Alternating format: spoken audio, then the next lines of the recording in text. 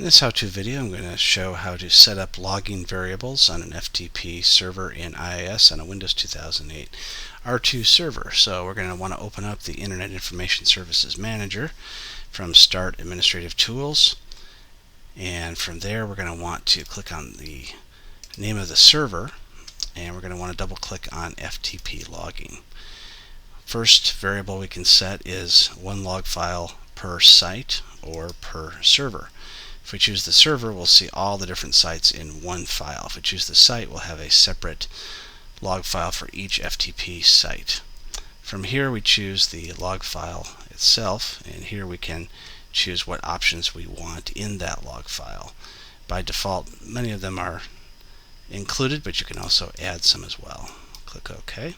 From here, we can set the directory where the log files are located. We can click the Browse button, change that directory if we choose to. We can also set up the encoding. UTF-8 is by default, but ANSI is also available. The log file rollover, this is how often that the log files are created.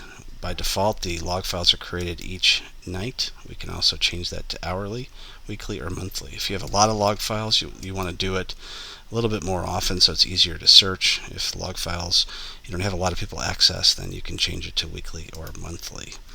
Here you can change the, instead of on the schedule, you can change it to the maximum file size of the log file in bytes. So we can type any number we would want to there, or we can choose to not create the log files at all. When we're done, we just go ahead and hit apply.